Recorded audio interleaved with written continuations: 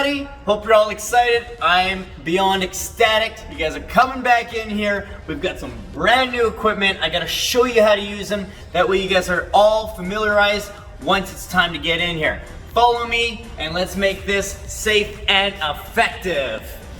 Welcome to the TRX. Tricks are for kids. Two things I want to show you guys: how to lengthen the lever and then how to shorten the lever, okay?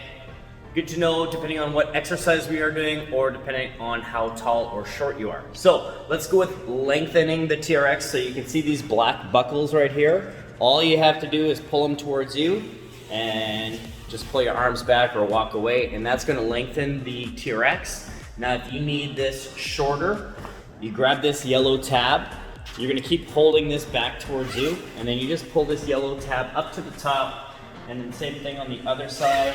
And then that way it's nice and even. If you can come here, and you can see this little cross barrier. It's kind of got a double fabric there. You want that right nice and square, and then just make sure it's nice and even at the handles.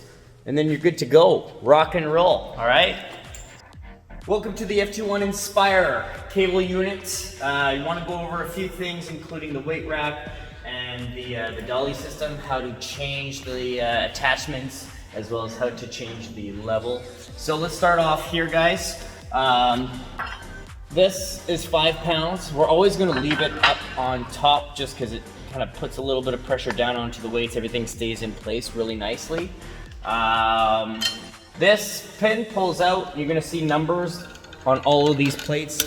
They are 10-pound increments, so starting from 10, going all the way down to 210, yeah boy.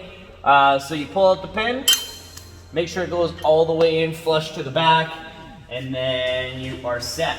All right, next thing we're going to talk about is the cable units or the attachments. So this is a carabine. You just pull this back. That, you know, goes on the shelf here depending on what you're using.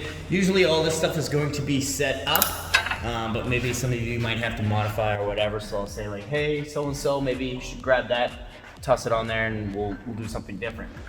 To change the height of this, you just pull this red lever, and then this kind of slides up and down like a dolly. Most times it's going to be either at shoulder height, or it's going to be up at the top and up at the bottom. So for example, shoulder height, we'll usually do something like a trunk twist, where, you know, crisscross those arms, turn your belly button towards the machine, and then turn your belly button out. Or if you're up at the top, you know, we'll be doing something like a tricep press down, and then going to the bottom all the way. Make sure it's secure. You want to hear that nice hard click. And we'd be doing something like a hammer curl, just like so.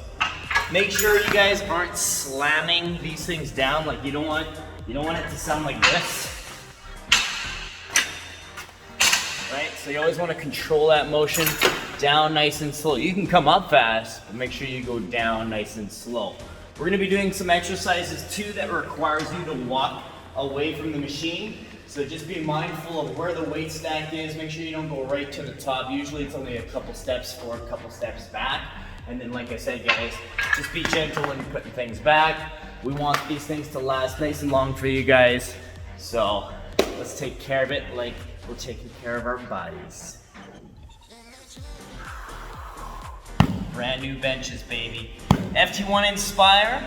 Just gonna go through some of the hardware on this bench. So we got wheels up at the front. We got a lever system here. I'll show you guys how to maneuver this thing. There are 2 latches here, and then there is a latch here, as well as a latch here. So we're gonna be using this basically to do incline, flat, or decline exercises, some which you may have not experienced yet. So let's just go around on how, let's say if you have to move this thing, there is a little bar at the front, like I said. You just pick this up and then this thing wheels around like it's a vacuum cleaner. Super light and versatile. This lever here is to change the incline. So this would be for an incline chest press, and this can go all the way up at the top so that you are basically sitting tall for hammer curls or shoulder press. Now, let's say we're doing incline chest press. You have it there, but you need to change the seat because you want to kind of fold back nice and comfortably. There's a latch here. Pull it out, and then that seat raises up. Now, these things in the front are really only for, let's say if your feet can't touch the ground, you can rest your feet here. Or if we're doing decline, you're actually going to anchor your feet underneath. So let's go over that decline. Basically, you're going to pull this back. There is another lever here. You want to make sure that it is not touching this bar, so you pull it forward. And then this thing lays down flat. And then, like I said, you can kind of hang on with your feet. We can do incline crunches or come all the way back in for that decline chest press. And then enjoy the full sit up on the way up. And welcome to my most favorite exercise here, the sleds. Bar in the middle here, that's where plates are gonna go. They can go on either side of here as well. But nice and evenly distributed if you guys keep it in the middle. So if you guys are gonna be adding weights to it, you wanna go heavier, you know, that's where they're going to go.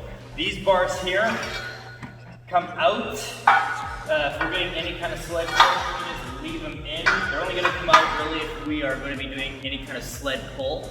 And then a couple things that you want to be mindful of. So there's a couple ways to push a sled. So one, you can be in a closed position here where your shoulders are rolled back and your elbows are in tight and you're pushing with your legs. Or you can lock out your arms so all the levers are lengthened and stacked, and then you can push it like that. So really it's about figuring out what feels best on your body. We will be doing some other things too, where let's say, you know, it's only going to be a chest push, so you get into this staggered position here, and then you can push it forward, get right back, push it forward kind of thing. This is also cool. You can even use this here, as long as you set your low back, and we'll be doing pulls this way as well, okay? Try and keep it up on the turf, you know, be mindful of if there's any stations kind of surrounding it, just, you know, make sure you're not going right all the way over. If we're gonna be pushing back and forth, you know, you go back and forth one side like this, and then rather than turning it around, you just come over this way and push it back. Everyone's favorite, the assault bikes. Just want to go through some of the hardware tips on this, how to get yourself set up. Typically you want the bike seat up at hip height, okay? And you shouldn't have to fully lock out your leg when you're pedaling. So just keep those things in mind. Now if you're going to change the seat height, everybody's different heights here. There's a little dial in the front. You want to turn it all the way to the left till you feel it fall under. This pulls out, and then this seat slides all the way up and down, okay? So we're going for hip height, okay? Make sure it's turned in nice and tight so, you know, your butt doesn't drop in during class. Couple things, we're gonna be using it either legs only, arms only, or arms and legs.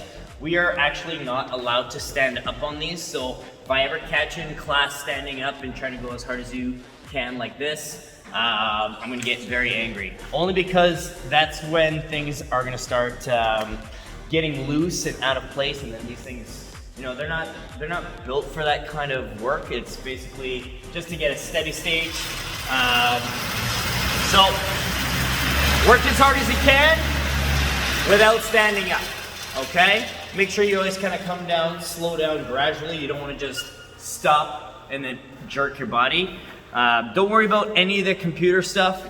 We're never going to use it. If you're ever going to look for something, look for this right here. It says RPMs. I'm usually going to say, you know, try and get that over 70 or try and maintain that over 70. Welcome everybody to the squat racks, or the power racks, I should say. This is where we get the meat and the potatoes. I'm gonna show you guys pieces of equipment that you guys are gonna need to know. These are called J-hooks, and this is what's going to basically secure the barbell in place. And then these things down here are called safety bars. Let's just go on how you go about changing these things, because you typically want this up at shoulder height, and everybody's different heights here. So this basically flips up, and then you pull out, okay? And then stick it back in, just like so. Safety bar, just in case you have to fall out on a squat. Same thing, turns out, and then you can pull it out. Couple cool things that we're gonna be using this for. I'll just show you with the barbell. Just kind of how it would look like. Whoa. So, J-cups, if they're in the right place, they'll be nice and even. Okay, when you're getting ready for that squat, make sure it's up onto the traps, just under your C7, that dragon bone that sticks out. Okay, you always want to stand up and then take a step back. And so, like I said, these things are here in case you come out and, you know, if it rolls back, it falls forward. But you can also use it for exercises. So let's say you want to work on your rack pull, you can't get it all the way down to the ground, you know, your back is tight, or if it's too heavy, you can use this as just lifting from here to down there. Or we'll be doing some inverted rows, just like so. Okay, super cool piece of equipment. Get ready for all the torture heading your way.